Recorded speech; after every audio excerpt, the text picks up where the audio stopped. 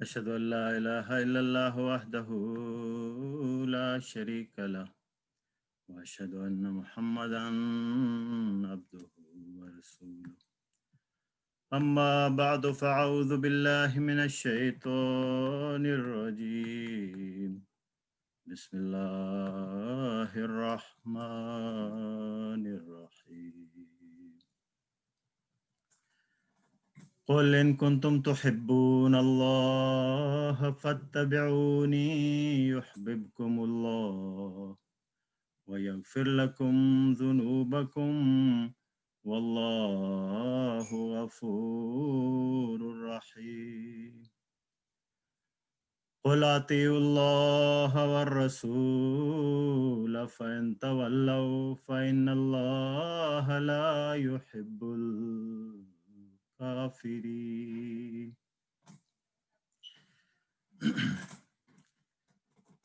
جیسا کہ احباب کو علم ہے، میری گزارشات کا موضوع ہے خلافت سے محبت کے ثمرات۔ یہ جو 2 آیات میں نے تلاوت کی ہیں، ان میں اللہ تعالیٰ یہ فرماتا ہے کہ اے لوگو، اگر تم اللہ سے محبت کرنا چاہتے ہو، حضور صلی اللہ علیہ وسلم کی زبانی یہ اعلان فرمایا ہے کہ اگر تم اللہ سے محبت چاہتے ہو تو میری پیروی کرو، یعنی حضور صلی اللہ علیہ وسلم کی پیروی کرو تو خدا تعالیٰ کی محبت پالو گے، خدا تعالیٰ تم سے محبت کرنے لگے گا۔ اور اس کا جو راستہ بتایا ہے وہ یہ ہے کہ کس طرح تم میری پیروی کر سکتے ہو اور اس محبت کو پا سکتے ہو، اس محبت تک پہنچ سکتے ہو۔ قل اطیعوا اللہ والرسول، خدا تعالیٰ اور اس کے رسول کے فرمانوں کی پیروی کرو۔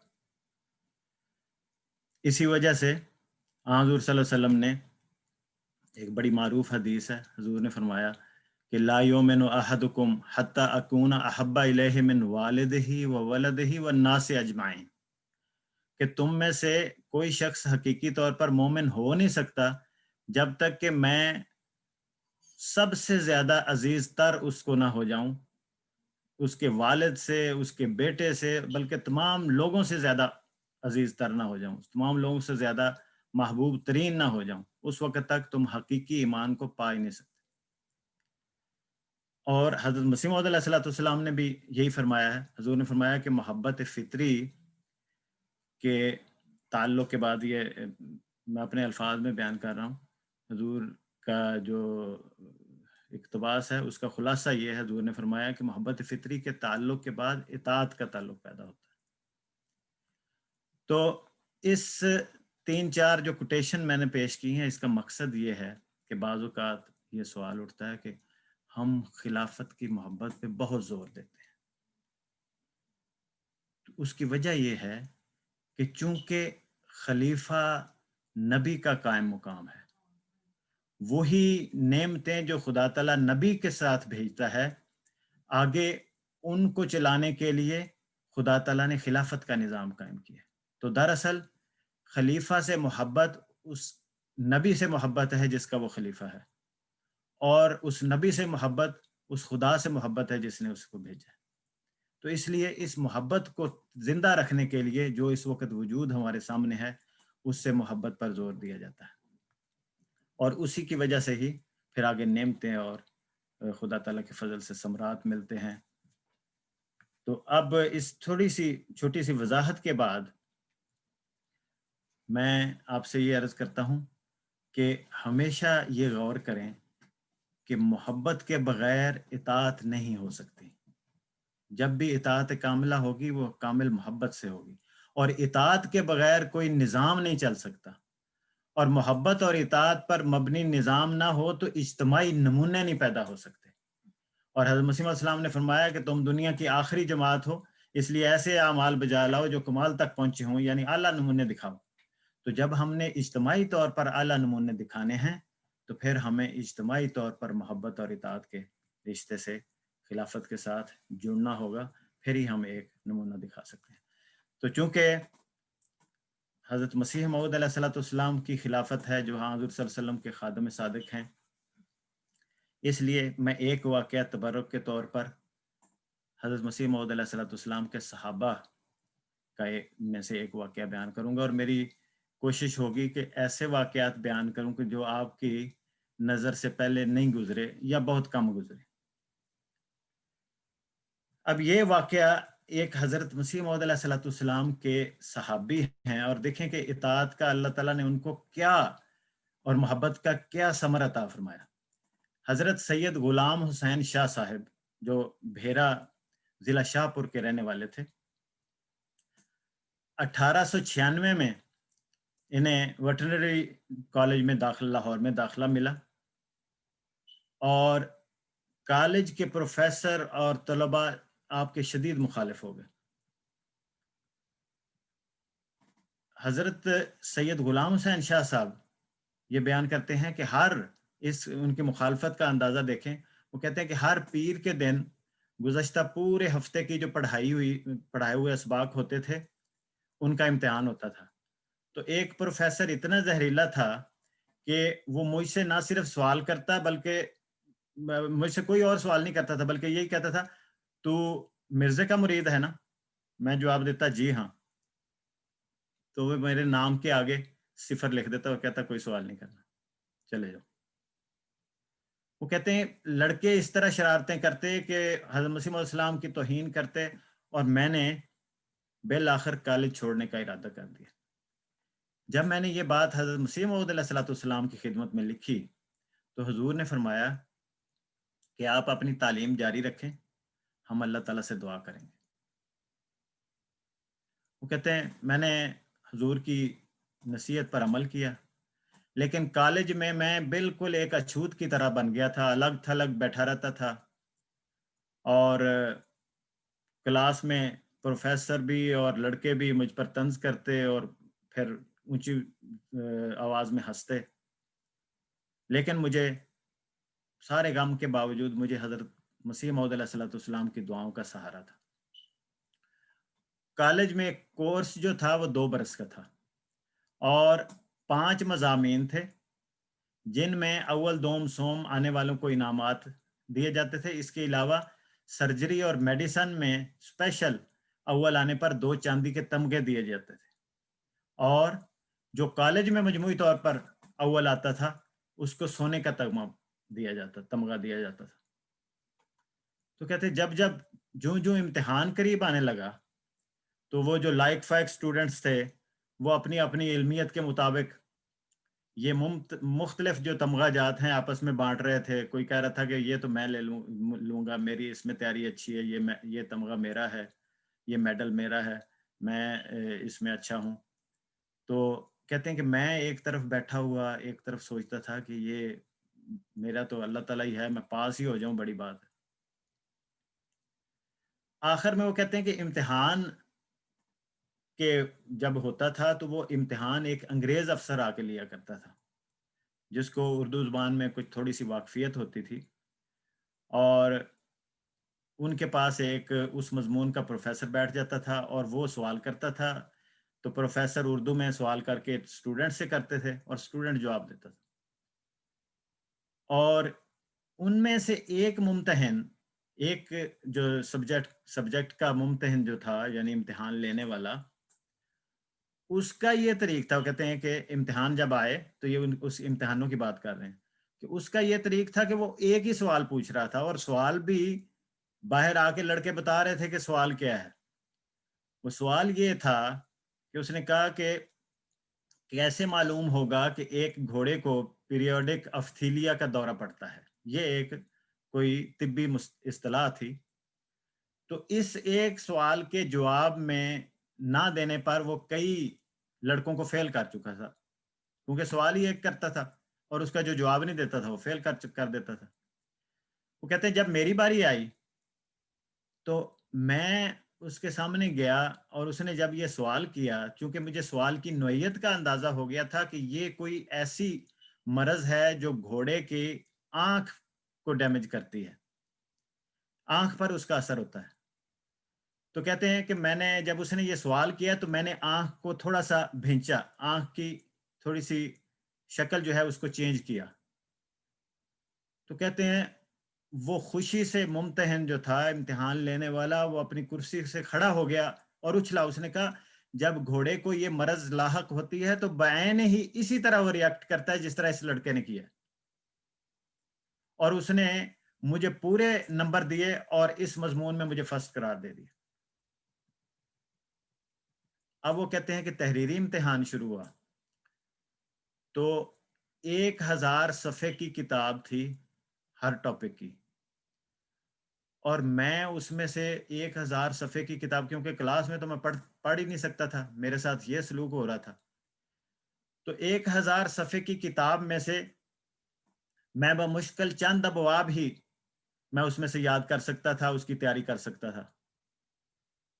اور نتیجہ کیا نکلتا تھا کہ میں 5 مضمونوں میں سے جس امتحان کے لیے بھی جاتا تو جو میں نے تیاری کی ہوتی تھی وہی سوال آتے,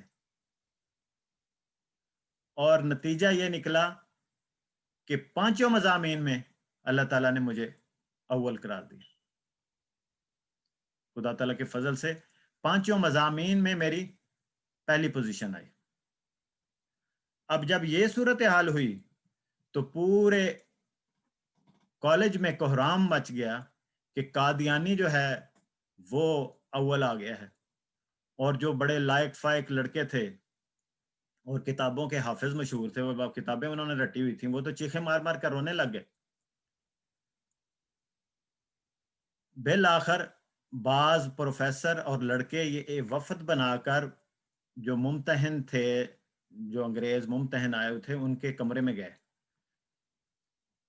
انہوں نے کہا کہ یہ لڑکا تو بہت نالائق ہے اور کبھی ہفتہ وار جو امتحان تھے اس میں بھی پاس نہیں ہوا, تو آپ یہ ہے کہ دوبارہ امتحان اس سے لے لیں, آپ دودھ کا دودھ پانی کا پانی ہو جائے گا, پتہ چل جائے گا یہ کتنا لائق ہے. تو انہوں نے بیک زبان یہ جواب دیا کہ اگر یہ معاملہ کسی ایک مضمون کا ہوتا تو ہم آپ کی بات مان لیتے. کیسے ممکن ہے کہ ایک شخص ایک لڑکا نالائق ہو, وہ زبانی امتحان میں بھی اول آ جائے, وہ 5 امتحان میں سے ہر امتحان میں اول آ جائے, ہم آپ کی بات نہیں مانتے چلے جائیں. چنانچہ ان کو یہاں بھی منہ کی کھانی پڑی. پھر جس وقت تقسیم انعامات تھی تو لیفٹیننٹ گورنر پنجاب جو تھے وہ کالج میں آ کے انہوں نے انعامات تقسیم کرنے تھے. تو کہتے ہیں کہ میں انعامات لے کے تو آخری الوداعی سلام کے لیے میں پروفیسر جو تھے اپنے ان کو ملنے کے لیے حاضر ہوا. تو وہ حسد کے مارے ان کا برا حال تھا, وہ کہنے لگے تم میں سے اپنے مرزا کا معجزہ سمجھتے ہو. تو غلام حسین صاحب کہتے ہیں کہ میں نے انہیں کہا کیا معجزے کے سر پر سینگ ہوتے ہیں؟ اگر یہ معجزہ نہیں تو اور کیا ہے؟ معجزہ تو ضرور ہوا ہے, اور آپ کی آنکھوں کے سامنے ہوا ہے, اور آپ کے کالج میں ہوا ہے, اور آپ کے ہاتھوں سے ہوا ہے, پھر بھی آپ نہ مانے تو اس کا کیا علاج ہے؟ یہ صرف اور صرف حضرت مسیح موعود علیہ الصلوۃ والسلام کی بات ماننے, آپ سے محبت اور آپ کی دعائیں لینے اور دعاؤں پہ یقین ہونے اس کا نتیجہ تھا, ورنہ وہ کالج چھوڑ رہے تھے. یہی محبت آگے ریفلیکٹ کرتی ہے خلفاء سے محبت میں.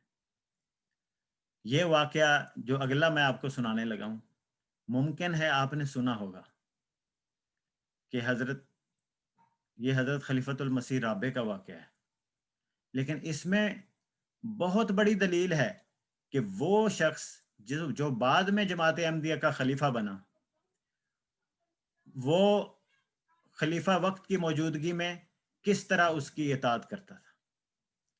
حضرت خلیفہ رابع خود فرماتے ہیں کہ جن دنوں میں بنگلہ دیش اس وقت پاکستان کا حصہ تھا, وہ مشرقی پاکستان تھا, تو اس میں بہت زیادہ ہنگامے ہو رہے تھے, تو میں کراچی میں تھا.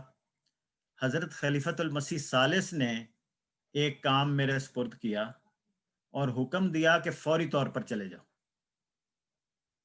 وہ کہتے ہیں کہ میں نے پتہ کروایا ایئرپورٹ سے, تو پتہ چلا कि सारी सीटें बुक हैं। और उस वक्त ये भी नहीं था कि जहाज हर रोज जाया करते थे, शायद हफ्ते में एक जहाज जाता हो। बहरहाल जो जहाज करीब तरीन था उसकी सारी सीटें बुक थी। मैंने कहते हैं कि मुतलका लोगों से जाके मैंने पूछा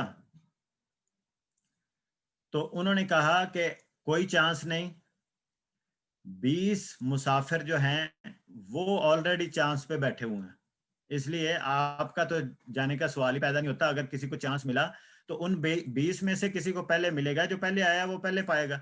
ये नहीं कि 20 के बाद आप आए हैं तो आपको दे दिया जाए, तो 20 आपसे पहले इंतजार कर रहे हैं। मैंने कहते हैं कि मैंने कहा कोई जाए या ना जाए मैं जरूर जाऊंगा।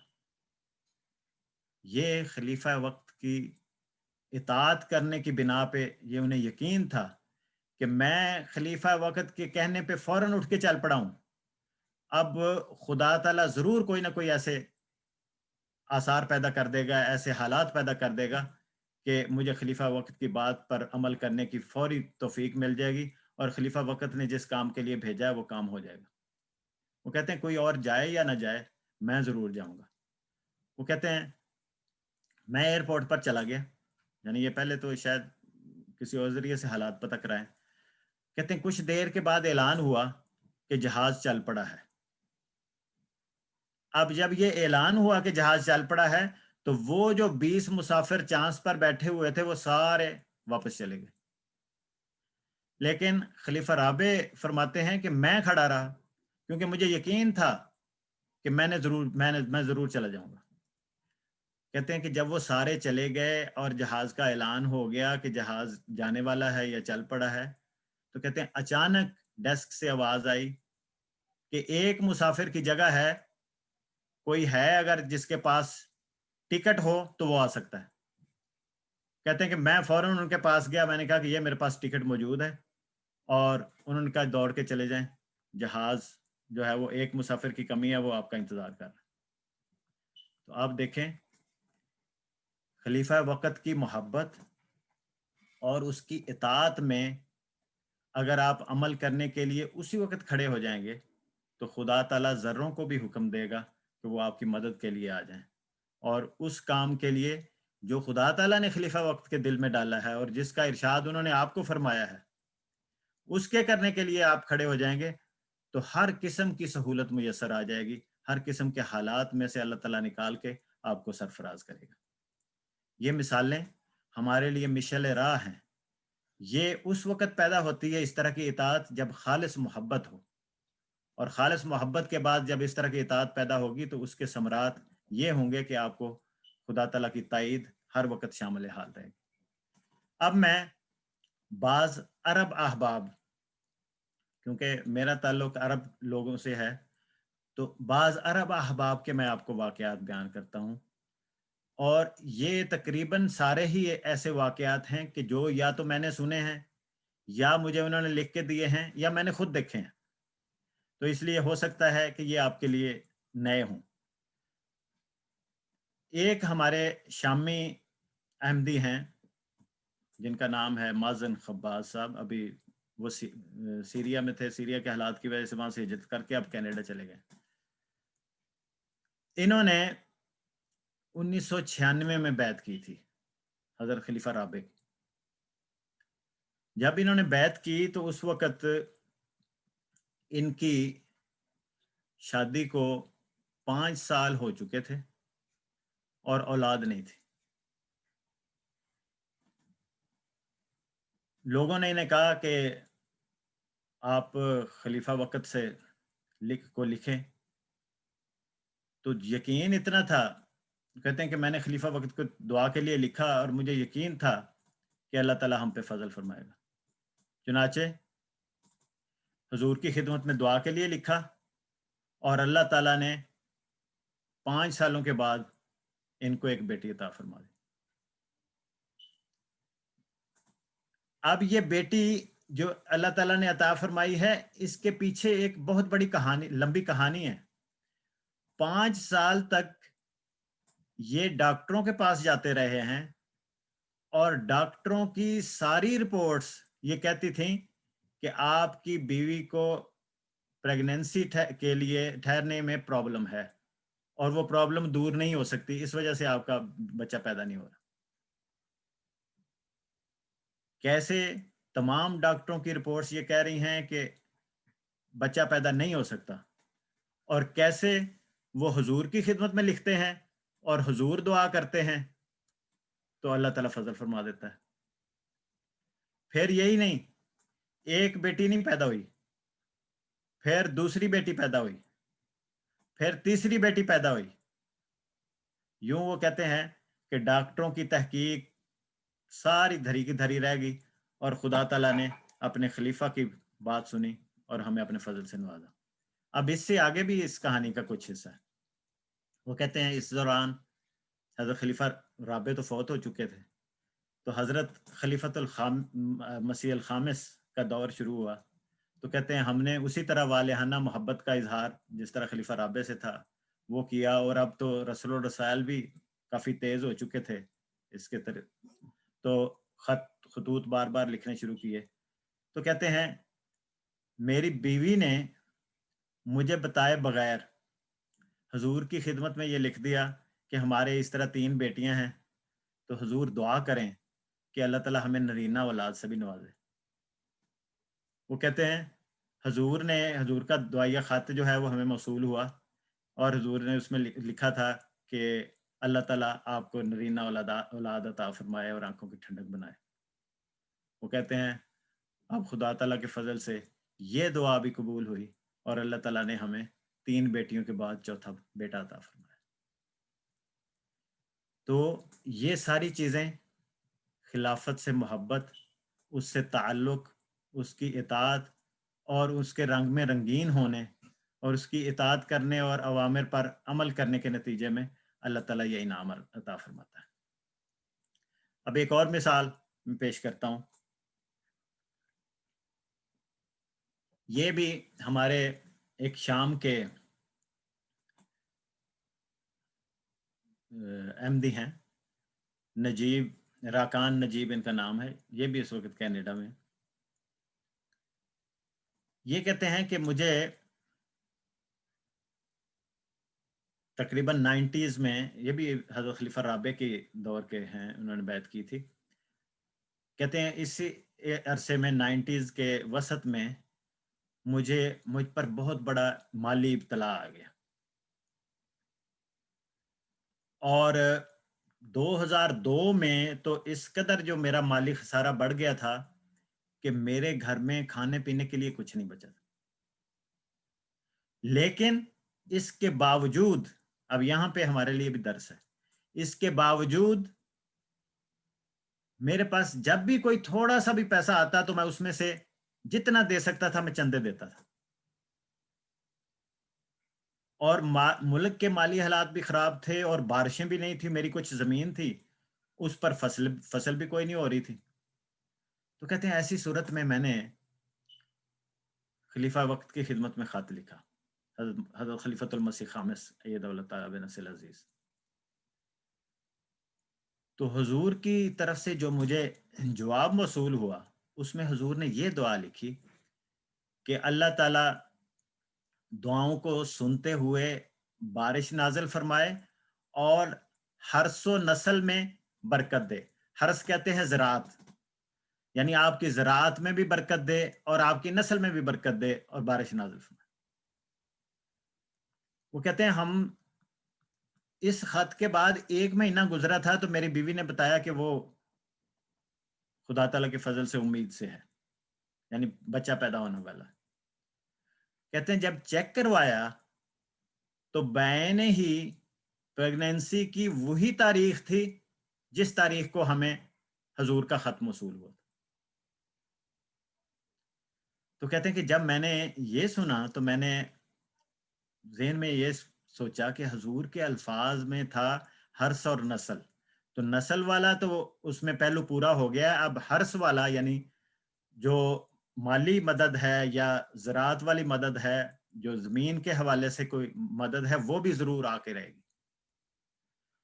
تو کہتے ہیں میں نے میرے اوپر اس برے حالات کی وجہ سے جو قرض چڑھ گیا تھا اس کی تعداد تقریباً اس کی مقدار جو تھی وہ 5 لاکھ سیرین پاؤنڈ تھی اس وقت. آج کل تو اس کی حیثیت ہی نہیں، لیکن اس وقت 5 لاکھ کافی بڑی رقم گنی جاتی تھی. تو کہتے ہیں میں نے نومبر 2007 میں حضور کی خدمت میں خط لکھا جس کا جواب مجھے جنوری 2008 میں موصول ہوا. حضور نے یہ فرمایا کہ اللہ تعالیٰ آسانیاں پیدا فرمائے اور آپ کے قرض اتارنے کے سارے سامان پیدا فرمائے. وہ کہتے ہیں میں نے تو یہ خط پڑھا تو مجھے بڑا یقین ہو گیا کہ اب کچھ نہ کچھ معجزہ میرے ساتھ ہوگا. تو کہتے ہیں کہ میرے پاس ایک جو زمین کے ٹکڑے پڑے ہوئے تھے، بارش تو پہلے نہیں ہو رہی تھی اور اس پہ اتنی آمدن تھی نہیں، تو میں نے کہا ان حالات میں کیوں نہ میں اس میں سے ایک ٹکڑا جماعت کو دے دوں تاکہ جماعت اس کے اوپر مسجد تعمیر کرے اور پھر یہاں پہ مرکز بن جائے. آپ نے پہلے بھی غور کیا ہوگا کہ باوجود حالات کی خرابی کے وہ کہتے ہیں جب بھی کوئی مجھے پیسے ملتے تھے میں چندہ دیتا تھا. اور یہاں بھی جو پہلی بات ان کے ذہن میں آئی ہے کہ میں اپنی زمین جو پڑی ہے اس کو بیچ کے میں ان مشکل حالات میں، قرض بھی میرے اوپر ہے، میں زمین جو ہے وہ جماعت کو دے دوں تاکہ وہ اس کے اوپر اپنی مسجد بنا لے. تو کہتے ہیں میں نے یہ صدر جماعت جو سیریا کے تھے ان کو میں نے بتایا، تو انہوں نے مجھے یہ جو آگے سے جواب دیا، انہوں نے کہا تمہارے پاس جو باقی زمین ہے، کیا جتنی زمین آپ نے مسجد کے لیے دی ہے اتنی ہی زمین ہمیں اور دے سکتے ہیں؟ وہ میں آپ سے خریدوں گا تاکہ وہ مرکز جماعت جو ہے وہ بن جائے پوری طرح، مسجد اور دوسرا اس کا ایریا میں ایک سینٹر بھی بن جائے. تو انہوں نے کہا ٹھیک ہے میں دینے کے لیے تیار ہوں. تو انہوں نے کہا کہ میں اس کی قیمت تم نے نہیں لگانی، میں اپنے طور پہ اس کی قیمت دوں گا. اور پہلی قسط کے طور پر جو پیسے ادا کیے وہ 5 لاکھ سیرین پاؤنڈ تھے. کس طرح اللہ تعالیٰ نے ان کی چندہ دینے کی پہلے تو حضور کی دعا کو کس طرح اللہ تعالیٰ نے پورا کیا، اور پھر ان کی بھی دیکھیں خواہش کہ ایسے حالات میں بھی خدا تعالیٰ کے راستے میں دینا ہے، اور اللہ تعالیٰ نے اس کو کیسے قبول کیا اور کیسے حضرت خلیفۃ المسیح اید اللہ تعالیٰ بنصر عزیز کی الفاظ کو پورا کیا کہ ان کی حرث اور نسل میں برکت عطا فرمائی اور ان کا وہ جو قرض تھا وہ ایک لمحے میں ادا ہو گیا. یہ انہی کے لیے ہوتا ہے جو اس محبت کے ساتھ، خلافت کے ساتھ وابستہ رہیں، کیونکہ جب تک یہ تعلق نہیں ہوگا آپ برکات نہیں لے سکیں گے. اس کی میں مثال آخر پہ آپ کو دوں گا خلیفہ وقت کی زبانی کہ حضور نے خود جو یہ فرمایا تھا. پھر آپ کو یہ احساس ہوگا، میں آپ کو ہر واقعے کے بعد یاد کروا رہا ہوں کہ یہ ساری نعمتیں، ساری برکتیں خلیفہ وقت سے محبت اور اس کی اطاعت کی وجہ سے ملیں گی. یہ سارے ثمرات خلیفہ وقت سے محبت اور اطاعت کے ہیں. اب ایک اور مثال سن لیں، یہ بھی ہمارے ایک عربی احمدی ہیں، ان کا نام ہے رامز الحدیدی. انہوں نے 2009 میں جلسہ سالانہ برطانیہ میں شامل ہونے کی بڑی کوشش کی. ہر طرح کے کوائف جو بھی ڈاکومنٹس تھے سفارت خانے کی طرف سے وہ مہیا کیے، کوئی کانٹریکٹ چاہیے تھا انہیں، ہر قسم کی چیز مہیا کی، لیکن ان کا ویزا نہیں لگا. 2009 کے بعد اگلے سال 2010 میں 21 جون کو ان کی بیوی جو تھیں وہ کسی گورنمنٹ کے ادارے میں کام کرتی تھیں اور انہوں نے ایک ورکشاپ کے لیے ان کی بیوی کو یہاں پہ بھیجا یو کے میں. تو یہ جب یہاں پہ آئی ہیں جون میں تو انہوں نے ریکویسٹ کی اور حضور سے ملاقات کی اور بتایا کہ اس طرح میں آئی ہوں تو مجھے موقع ملا ہے. اور حضور نے فرمایا تمہارے خاوند کیوں نہیں آتے؟ تو انہوں نے کہا کہ حضور وہ تو پچھلے سال انہوں نے اتنی کوشش کی، ہر ریکوائرمنٹ پوری کی، لیکن ان کا ویزا نہیں لگتا. تو حضور نے فرمایا اسے کہیں کہ اس دفعہ ٹرائی کریں، لگ جائے گا. اب آپ غور کریں کہ یو کے کا جلسہ اگست میں جولائی کے اینڈ پہ ہوتا ہے یا اگست کے شروع میں، جولائی کے عموماً جولائی کے اینڈ پہ ہوتا ہے، اور یہ بات ہے 21 جون کی، یعنی ٹوٹل 1 مہینہ تقریباً ہے، اور اتنے تھوڑے سے وقت میں سارے ڈاکومنٹس کا پورا کرنا اور پھر برٹش ایمبیسی کا جواب بھی دے دینا، یہ بالکل عجیب سی بات تھی کہ جو بالکل نہ ہونے کے برابر تھی، اس کی امید تھی۔ وہ کہتے ہیں کہ، اور عموماً تو وہاں پہ یہ ہوتا ہے کہ 15 دن کے، وہ کہتے ہیں 15 دن تک تو ہمیں پوچھیں بھی نہ، اس کے بعد ہم جواب دیں گے۔ کہتے ہیں میری وائف نے آ کے مجھے بتایا کہ حضور نے یہ فرمایا کہ اس دفعہ آپ کوشش کریں تو انشاءاللہ ویزا لگ جائے گا۔ کہتے ہیں میں نے سارے اپنے جو بھی مطلوبہ تھے ڈاکومنٹس وہ میں نے اکٹھے کیے، اور میں نے جا کے درخواست جمع کرا دی، اور مجھے یہی 15 دن کا وقت دیا گیا۔ میں نے کہا 15 دن پتہ نہیں اب جلسے تک اس کا جواب بھی آتا ہے کہ نہیں، لیکن میں، حضور نے حکم فرمایا تو میں اس کی تعمیل کے لیے میں سارا کچھ کرنے کے لیے تیار ہوں، میں کر دیتا ہوں آگے خدا کے سپرد۔ وہ کہتے ہیں کہ آپ یقین کریں کہ میں نے پاسپورٹ جمع کرایا ہے، 1 ہفتے کے اندر اندر مجھے انہوں نے بلایا، انہوں نے کہا کہ آپ اپنا پاسپورٹ لے جائیں۔ کہتے ہیں میں پاسپورٹ لینے گیا اور اس کے اوپر ویزا لگا ہوا تھا۔ تو غور کرنے والے کے لیے یہ نشان کافی ہے کہ وہ شخص، ایک شخص تمام ریکوائرمنٹ کے ساتھ درخواست دیتا ہے، انف ٹائم بھی دیتا ہے، لیکن اس کا ویزا نہیں لگتا، اور خلیفہ وقت فرماتے ہیں کہ نہیں، اس سال کریں ویزا لگ جائے گا، اور وہ ایک ذرے کی طرح کھڑا ہو کے حکم کا غلام بن کے فوراً جیسے تیسے بن پڑتا ہے، وہ اس پر عمل کرنے کی کوشش کرتا ہے، تو خدا تعالیٰ یہ معجزہ دکھاتا ہے کہ کم وقت میں، کم ڈاکومنٹس میں، نامساعد حالات میں وہ ویزا لگ جاتا ہے اور وہ جلسے پہ حاضر بھی ہو جاتا ہے۔ اب میں ایک اور مثال آپ کے سامنے پیش کرتا ہوں، یہ ان لوگوں کے لیے ہے جو عموماً کہتے ہیں جی جلسے پہ ہم نہیں جا سکتے، ہمارے پاس اس وقت اتنی گنجائش نہیں ہے، وغیرہ وغیرہ۔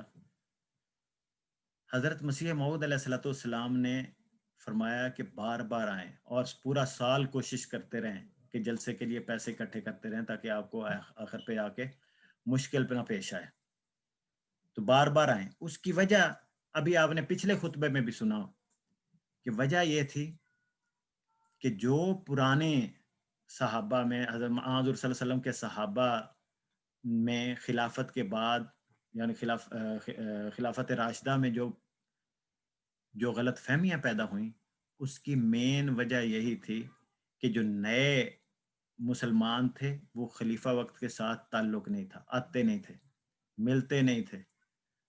اس تعلق نہ ہونے کی وجہ سے ان میں غلط فہمیاں پیدا ہوئیں اور بدظنیاں پیدا ہوئیں، جس کی وجہ سے خلافت کو بہت زیادہ نقصان پہنچا۔ تو حضرت خلیفۃ المسیح ثانی نے اس کے اوپر فرمایا تھا، وہ اقتباس حضور نے پچھلے خطبے میں بھی پڑھا ہے کہ حل یہ ہے کہ آپ بار بار قادیان آئیں اور خلافت کے ساتھ محبت اور اطاعت کا تعلق رکھیں تاکہ آپ اس قسم کے فتنوں سے بچ سکیں۔ اب یہ کہانی ہے ایک ایسے دوست کی جو اسی محبت میں، خلیفہ وقت سے ملنے کی محبت میں، وہ جلسے کا سفر کر رہا ہے۔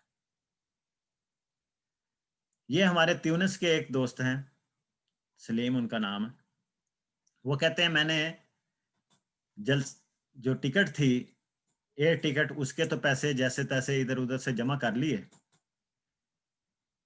لیکن میرے پاس یو کے میں خرچ کرنے کے لیے ٹوٹل جو پیسے تھے وہ صرف 40 یورو تھے، 40 یورو۔ لیکن میں نے کسی کو بتایا نہیں تھا، میں نے بتایا نہیں تھا، اور میں نے کہا تھا کہ یا اللہ میرے اس 40 یورو کو بھی اگر تو چاہے تو اس میں برکت دے سکتا ہے۔ اب وہ جلسے پہ آ گئے، ان کے ساتھ ان کے کئی دوست بھی تھے، اور وہ امیر دوست ہیں، ان کے پاس پیسے بھی تھے۔ کہتے ہیں وہ جب جلسے پہ آئے تو ہم بازار جاتے اور میرے دوست وہاں سے طرح طرح کی چیزیں خریدتے، اور میں ایویں چیزوں کو ہاتھ لگا کے تو میں کہتا نہیں میں نے نہیں لینی، یعنی تاکہ کسی کو یہ پتہ نہ چلے کہ میرے پاس پیسے نہیں ہیں۔ تو کہتے ہیں ایک دفعہ میرے دوست جو ہیں وہ علیہ اللہ بکافن عبدہ کی انگوٹھیاں جو ہے وہ خرید رہے تھے۔ ایک انگوٹھی مجھے بھی بڑی پسند آئی، تو میں نے دیکھا، اس سے قیمت پوچھی تو کہتے ہیں 25 یورو۔ تو کہتے ہیں میں نے سوچا کہ میرے پاس تو ٹوٹل 40 یورو، اگر میں نے ایک انگوٹھی خرید لی تو میرے پاس تو کچھ بھی نہیں پیچھے بچے گا۔ تو میرے دوستوں نے انگوٹھیاں خریدی، کسی نے ایک، کسی نے دو، کسی نے تین۔ دل تو میرا بھی چاہتا تھا لیکن میری جیب اجازت نہیں دیتی تھی اور میں نے کچھ نہیں خریدا۔ پھر وہ کہتے ہیں وہ بک شاپ میں داخل ہوئے تو وہاں پہ انہوں نے نئی جو عربی میں کتابیں شائع ہوئی تھیں وہ خریدیں، کسی نے پرانی خریدیں۔ میرا بھی بڑا دل چاہتا تھا میں کتابیں خریدوں، لیکن میں مجبوری کے تحت میں بھی کوئی کتاب میں نے نہیں خریدی۔ اب کس طرح اللہ تعالیٰ نے ان کی مدد کی کہ جو خلیفہ وقت کی محبت میں، اس سے ملاقات کی محبت میں، جلسے کی برکات لینے کے لیے حضرت مسیح علیہ السلام کے حکم کی اطاعت میں وہ یہاں پہ آیا تھا۔ وہ کہتے ہیں کہ ہمیں یہاں کے یو کے جو عربک ڈیسک ہے اس کے انچارج نے ہمیں کہا کہ آپ ہمارے آفس میں آئیں۔ کہتے ہیں ہم وہاں پہ گئے تو وہاں کتابوں کے انہوں نے ڈھیر لگائے ہوئے تھے۔ تو ہمیں انہوں نے یہ کہا کہ اس میں سے آپ کو جتنی کتابیں چاہیے آپ لے سکتے ہیں۔ کہتے ہیں میں وہ جو میری خواہش تھی کتابیں خریدنے کی وہ ساری یہاں پہ اللہ تعالیٰ نے پوری کر دی، اور میں نے جتنی کتابیں میں اپنے وزن کے حساب سے لے سکتا تھا میں نے لے لی۔ پھر وہ کہتے ہیں کہ ہماری حضور انور سے ملاقات ہوئی تو عجیب بات یہ ہے کہ حضور نے شفقتیں فرمائیں، محبت کا سلوک فرمایا اور تمام ساتھیوں کو انگوٹھیاں عطا فرمائیں، لیکن جو مجھے انگوٹھی عطا فرمائی وہ بائیں ہی ویسی تھی جیسی انگوٹھی مجھے بازار سے پسند آئی تھی۔ تو اللہ تعالیٰ نے میری وہ خواہش بھی پوری کر دی۔ اب وہ کہتے ہیں کہ اب میرا حوصلہ بڑھا تو میں نے کہا کہ میں اپنی اہلیہ کے لیے کوئی پرفیوم یا کوئی اس طرح تحفہ لے جاؤں گا، 40 یورو ہیں میرے پاس، اور بچوں کے لیے کچھ چاکلیٹ لے جاؤں گا۔ تو کہتے ہیں میں ابھی اس کے بارے میں سوچ ہی رہا تھا تو ایک ہمارے دوست ہیں الجیریا کے سمیر بختہ صاحب جو فرانس میں رہتے تھے اور 2-3 سال ہو گئے وفات ہو گئی ان کی۔ حضور نے ان کو مقرر کیا ہوا تھا سمیر بختہ صاحب کو کہ وہ فرانس، ان کے تیونس اور الجیریا وغیرہ کے دورے کرتے تھے تبلیغی، تو بہت متحرک شخص تھے۔ تو ان سے ان کا رابطہ تھا۔ وہ ان کو جب پتہ چلا کہ یہ آئے ہوئے ہیں اور پہلی دفعہ یا دوسری دفعہ جلسے پہ آئے ہیں تو وہ ان کے لیے نا ایک دن ملنے کے لیے ان کے پاس آ گئے۔ تو ملتے ہی انہیں ایک بیگ پکڑایا اور کہا کہ اس میں میری اہلیہ نے آپ کی اہلیہ کے لیے کچھ تحفہ بھیجا۔ کہتے ہیں جب میں نے یہ کھول کر دیکھا تو وہ ایک لیڈیز پرفیوم تھا۔ تو اللہ تعالیٰ نے بغیر پیسے خرچے وہ بھی خواہش ان کی پورا کر دی۔ اب وہ کہتے ہیں اب میرے پاس صرف اور صرف آخری خواہش یہ تھی کہ میں بچوں کے لیے چاکلیٹ لے کے جاؤں۔ کہتے ہیں میں بچوں کے لیے چاکلیٹ لینے کے لیے کچھ اور دوستوں کے ہمراہ ایک سٹور میں گیا، اور جب میں چاکلیٹ لے کے ٹل پہ پہنچا تو وہاں پہ ایک دوست جو ہیں وہ بھی عربی ہیں لیکن کسی اور ملک سے، ان کا ان کے ساتھ اچھا تعلق تھا۔ وہ کہتے ہیں دور سے آئے اور میری جیب میں کچھ انہوں نے پاؤنڈ ڈالے، انہوں نے کہا کہ میں تمہیں یہ کہتا ہوں کہ یہ چاکلیٹ جو ہے نا میری طرف سے اپنے بچوں کے لیے لے جا۔ تو وہ کہتے ہیں وہ میں نے پیسے وہاں پہ چاکلیٹ کے دیے، تو جب میں واپس لوٹنے لگا تو میں نے اپنی جیب دیکھی کہ آتے ہوئے میرے پاس 40 یورو تھے اور اب جاتے ہوئے میری جیب میں 50 یورو تھے، اور میرے تمام خواہشیں اللہ تعالیٰ نے پوری کر دی۔ تو یہ خلیفہ وقت سے محبت اور اس سے ملنے کے لیے نکل پڑنے کے لیے بے سر و سامانی میں بھی نکل پڑنے والے کی اللہ تعالیٰ نے دیکھیں کہ کیسی مدد کی ہے۔ ایک اور مثال آپ کے سامنے رکھتا ہوں، وہ ہے کینیڈا میں جب حضور تشریف لے گئے تو وہاں پہ ایک ہمارے دوست ہیں احمد درویش صاحب، یہ وہاں پہ آئے ہوئے تھے، تو وہ کہتے ہیں خلیفہ وقت کو جب میں نے دیکھا، حضور کے چہرہ مبارک پر نظر پڑی، تو میں نے کہا کہ میں تو شاید اپنے ملک سے کینیڈا اس شخص کی زیارت کے لیے ہی آیا ہوں۔ اب یہ وہاں پہ اسائلم پہ چکے تھے، تو انہیں روزانہ لینگویج اسکول میں بھی جانا پڑتا تھا ان دنوں میں، تو یہ ایسے کرتے تھے کہ سکول سے فارغ ہو کے تقریباً 2 سے 2.5 گھنٹے کا بس پہ سفر کر کے پیس ویلے جاتے تھے، اور وہاں آ کے ایک نکڑ پہ کھڑے ہو جاتے تھے کہ حضور یہاں سے گزریں گے تو میں کہوں گا السلام علیکم یا امیر المومنین، کیا امیر المومنین آپ پر سلامتی ہو، اور ہر روز ایسے کرتے تھے۔ اور اتفاقاً میں بھی اس جلسے میں موجود تھا اس موقع پہ، تو مجھے بھی آ کے بتاتے تھے کہ آج یہ ہوا، آج اس طرح میں نے حضور کو دیکھا اور حضور نے میری طرف دیکھا اور مجھے یہ اس طرح مزہ آیا، تو بڑا پیار محبت سے بیان کرتے تھے۔ تو ایک ملاقات کے دوران میں نے بھی حضور کی خدمت میں عرض کر دیا، میں نے کہا کہ وہ اس طرح احمد درویش ایک لڑکا ہے، تو اس طرح روزانہ کھڑا ہوتا ہے وہاں پہ اور اس کی یہ کیفیت اس طرح محبت کا اظہار کرتا ہے۔ تو حضور نے فرمایا ہاں میں بھی کبھی کبھی وہاں سے گزرتا ہوں تو مجھے اس کی آواز آتی ہے، میں دیکھتا ہوں۔ اب یہ محبت دو طرفہ ہے، اور اس لڑکے کی اتنی محبت تھی حضور کے ساتھ کہ میں نے خود اپنی آنکھوں سے دیکھا کہ جس دن حضور وہاں سے کیلگری کے لیے روانہ ہو رہے تھے، اور پھر وہاں سے کیلگری سے حضور نے واپس لندن آ جانا تھا، واپس نہیں آنا تھا، ٹورانٹو واپس نہیں جانا تھا، تو یہ روئی جا رہا تھا، اتنے آنسو گری جا رہے تھے، کہتے تھے کہ میں برداشت نہیں کر سکتا کہ حضور سے جدا ہوں، میرا دل چاہتا ہے کہ میں ساتھ چلا جاؤں۔ اور پھر اس نے خط لکھا کہ حضور میں آپ کے ساتھ آنا چاہتا ہوں، تو حضور نے فرمایا آ جائیں، بے شک کیلگری آ جائیں۔ تو اس وقت $900 جو کینیڈین ہے اس کی ارجنٹ ٹکٹ لے کے یہ کیلگری پہنچ گیا، اور وہاں پھر جتنے دن حضور رہے تو یہ ان کے ساتھ رہے۔ تو یہ محبت کا ایک عجیب اس کا انداز تھا کہ جب تک خلیفہ وقت ہمارے ملک میں ہیں میں حضور کے ساتھ ساتھ رہنا چاہتا ہوں۔ ایک اور مثال اسی جلسہ کینیڈا کی ہے کہ ایک ہمارے دوست ہیں فراز صاحب، وہاں پہ انہوں نے 2010 کی ان کی بیعت ہے، اور یہ کینیڈا فیملی سمیت 2016 میں پہنچے۔ ان کی جو ہے وہاں پہ 9 اکتوبر کو پہلی ملاقات تھی 2016 میں، تو یہ صرف میاں اور بیوی دونوں آئے، بچوں کو گھر چھوڑا ہے، میری عربوں کے ساتھ جو ہے ملاقات کی ڈیوٹی تھی کہ ٹرانسلیشن کے لیے ان کے ساتھ میں نے جانا تھا۔ تو میں نے ان سے پوچھا کہ آپ بچوں کو کیوں نہیں لے کے آئے؟ تو وہ کہنے لگے کہ ہماری ایک بچی جو ہے وہ ذہنی مریضہ ہے اور وہ بہت شور کرتی ہے جہاں بھی جاتی ہے، تو ہم نے سوچا کہ اگر وہ آ گئی یہاں پہ تو سب کو ڈسٹرب کرے گی، اس لیے ہم سارے بچوں کو ہی گھر چھوڑ آئے۔ تو میں نے کہا یہ تو موقع تھا، آپ لے آتے، حضور اس کے لیے دعا کرتے، اور بیمار جو ہے وہ تو معذور ہے، اسے کیا وہ شور کرے، سب کو پتہ ہے اور کسی نے بھی ڈسٹرب نہیں ہونا تھا۔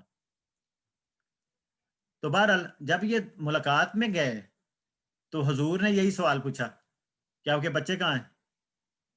تو انہوں نے کہا جی وہ اسکاربرو جو ہے وہاں پہ ہیں، ہمارا گھر ہے تو وہاں پہ رہتے ہیں۔ تو پھر میں نے وضاحت کر دی کہ یہ اس وجہ سے لے کے نہیں آئے۔ تو حضور نے فرمایا کہ ایسے کریں کہ وہاں پہ ہماری مسجد کا اسکاربرو مسجد، وہاں پہ بیت العافیہ نامی مسجد نئی بنی ہے، تو اس کا افتتاح ہے، تو انہیں کہیں کہ اپنے بچوں کو وہاں لے کے آئیں۔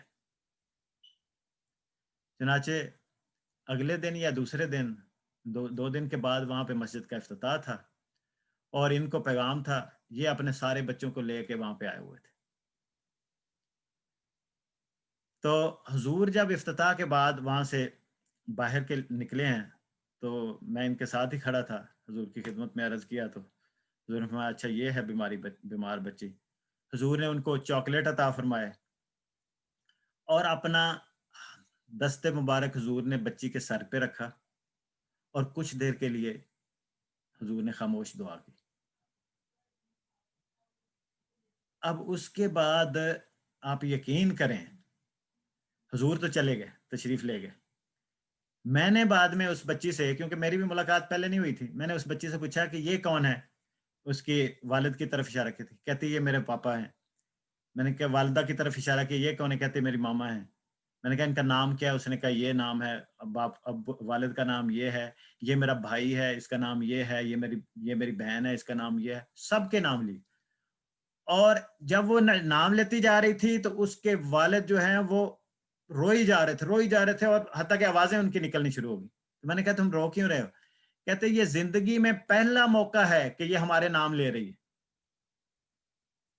اس کو تو یاد ہی نہیں رہتا، اور کبھی اس طرح اس ترتیب کے ساتھ کہ سب کے نام بتائے، یہ زندگی میں پہلا موقع ہے. تو آپ دیکھیں خلیفہ وقت کی دعاؤں میں اللہ تعالیٰ نے جو محبت رکھنے والے ہیں ان کے لیے کتنا اثر پیدا کیا. اور خلیفہ وقت کے ہاتھ کی لمس وہ لینی چاہیے، ان کی دعاؤں کو لینے والا بننا چاہیے. ایسے اعمال کرنے چاہیے جن کی وجہ سے ہم ان دعاؤں کے حقدار بنیں، اور وہ دعائیں تو وہ کرتے ہیں لیکن لگیں گی اسی وقت جب ہم ان دعاؤں کو لینے والے ہوں گے.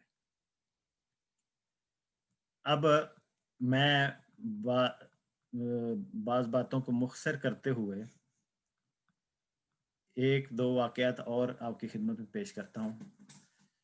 ایک ہمارے دوست ہیں،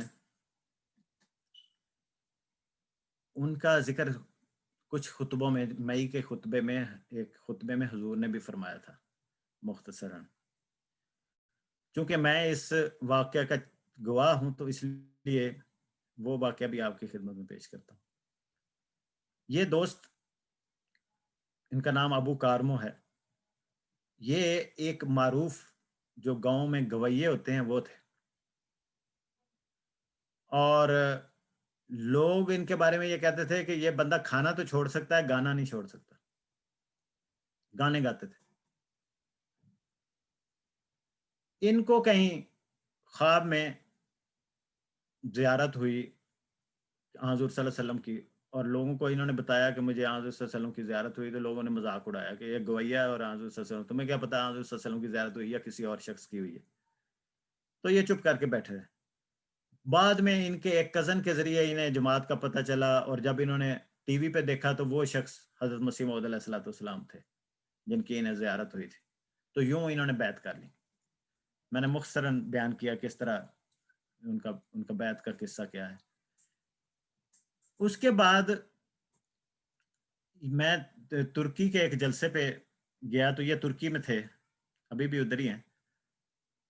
تو انہوں نے ایک ہمارا بچوں کا گروپ تیار کیا جو قصائد، بہت زیادہ حضرت مسیح علیہ السلام کے قصائد تیار کیے انہوں نے بڑی پیاری ٹیون کے ساتھ. اور جلسے کے دوران وہ بچوں نے وہ قصیدہ پیش کیا، اور اتنے صدر صاحب وہاں پہ خوش ہوئے کہ انہوں نے انعام منگوا کے بچوں میں تقسیم کیا.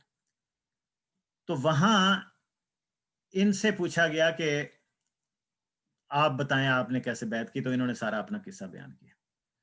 بعد میں انہوں نے کہا کہ یہ دیکھیں کتنا میرے پر خدا تعالیٰ کا فضل ہوا ہے اور خلافت کی برکت ہے کہ میں نے بیعت کی، خلیفہ وقت کی باتیں سنتا ہوں، مسیح علیہ السلام کے شعر پڑھتا ہوں، اور ان کو میں لہن اس کی بناتا ہوں.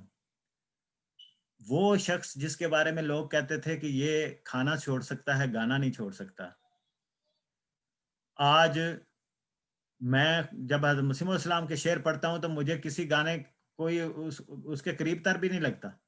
اور مجھے جو لطف حضرت مسیح علیہ السلام کے قصائد پڑھنے میں آتا ہے وہ پہلے کبھی کسی گانے میں بھی نہیں آتا تھا.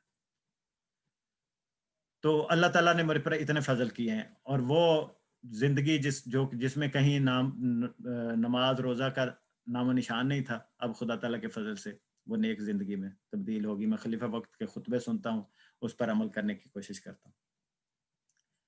تو میں نے اس سے پوچھا، میں نے کہا تمہارے بچے کتنے ہیں؟ تو کہتا ہے کوئی بچہ نہیں.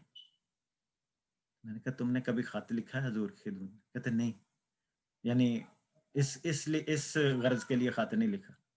میں نے کہا تم ابھی خط لکھو اور مجھے دے دو. میں نے کہا آپ ابھی خط لکھیں اور مجھے دے دیں. انہوں نے خط لکھا اور اس میں بڑے درد کے ساتھ لکھا کہ میرے شادی کو 16 سال ہو چکے ہیں اور میرا کوئی بچہ نہیں ہے, کوئی اولاد نہیں ہے, اور ڈاکٹروں کو بھی دکھایا ہے, ہر طرف سے ڈاکٹر جو ہیں وہ یہی کہتے ہیں کہ آپ کا ہمیں کوئی پتہ نہیں, اور ویسے ٹائم اتنا زیادہ گزر چکا ہے کہ اب شاید اولاد ناممکن ہے. 1 سال جب یہ خط انہوں نے لکھا, حضور کی خدمت میں پیش ہوا, میں نے اپنی رپورٹ میں بھی لکھا, حضور نے فرمایا کہ اللہ تعالیٰ فضل کرے گا, اور ان کو جواب بھی گیا. حضور نے دعا کی. 1 سال کے بعد اللہ تعالیٰ نے انہیں بچی کی نعمت سے عطا فرمائی. وہ شخص جس کی 16 سال سے اولاد نہیں تھی, وہ حضور کی خدمت میں خط لکھتا ہے اور اگلے سال اس کی بیٹی پیدا ہو جاتی ہے.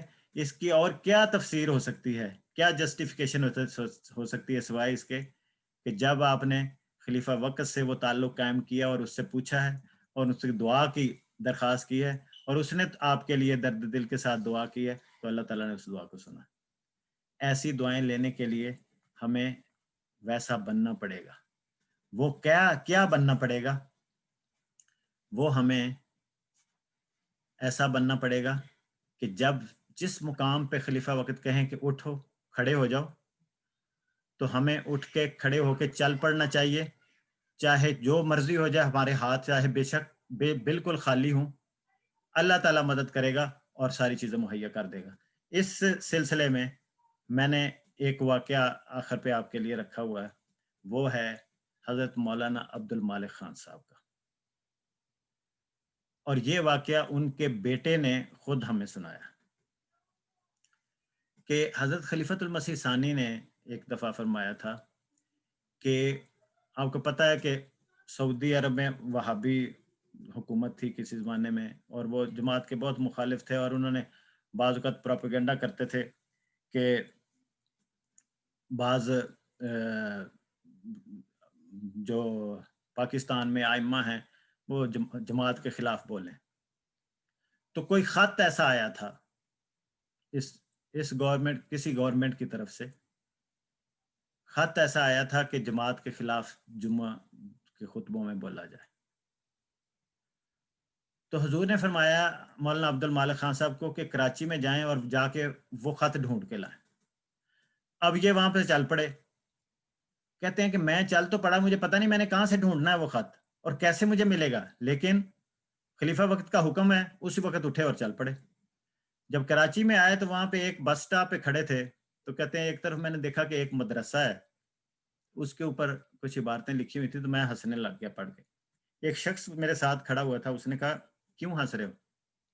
میں نے کہا یہ دیکھیں مدرسے والوں نے لکھا ہوا ہے کہ یہاں پہ عربی سکھائی جاتی ہے, لیکن جو عبارتیں لکھی ہوئی ہیں وہ خود غلط ہیں, تو انہوں نے لوگوں کو کیا عربی سکھانی ہے؟ تو وہ کہتے ہیں اچھا میں اس مدرسے کا سربراہ ہوں, لگتا ہے کہ آپ پڑھے لکھے آدمی ہیں, تو آپ ہمیں بتا دیں کیسے عربی سیکھی جاتی ہے یا سکھائی جاتی ہے. تو انہوں نے مولانا عبد المالک خان صاحب نے کہا کہ اچھا میں ابھی تو ایک اہم کام کے سلسلے میں آیا ہوں, تو میں اگر وہ کام ختم کر لوں تو میں کسی وقت میں آپ کے پاس آؤں گا. یہ کہتے ہیں میں ڈھونڈتا رہا, اور میں ادھر ادھر میں ڈھونڈتا رہا, لیکن مجھے کوئی اس کا جو ہے کلو نہ ملا اس خط کا, مجھے کہیں وہ خط مل نہ سکا جو میں ڈھونڈ. تو اسی دوران مجھے یاد آیا کہ میں نے وہ جو اس شخص سے وعدہ کیا ہے, میں اس وعدے کو پورا کر کے آتا ہوں.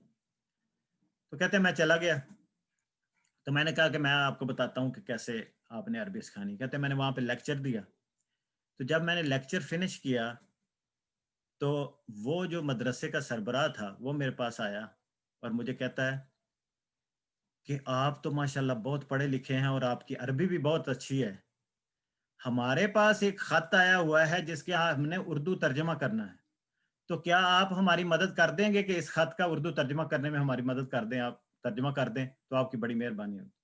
تو انہوں نے کہا کیوں نہیں. تو جب وہ خط لے کے آئے تو وہ وہی خط تھا جس کی تلاش کے لیے مولانا عبد المالک خان صاحب نکلے تھے. تو انہوں نے وہ ترجمہ کیا اور انہیں کہا کیا میں اس خط کی ایک کاپی رکھ سکتا ہوں؟ انہوں نے کہا بے شک. اور کاپی کروا کے ان کے حوالے کی اور وہ خط لے کے حضرت خلیفہ ثانی کی خدمت میں حاضر ہو گئے۔ تو آپ دیکھیں کہ جب آپ خلیفہ وقت کی آواز پہ لبیک کہتے ہوئے اس کی محبت میں نکل کھڑے ہوتے ہیں تو کس طرح خدا تعالیٰ ذروں کو بھی حکم دیتا ہے کہ وہ آپ کی تائید کریں اور آپ کی مدد کریں۔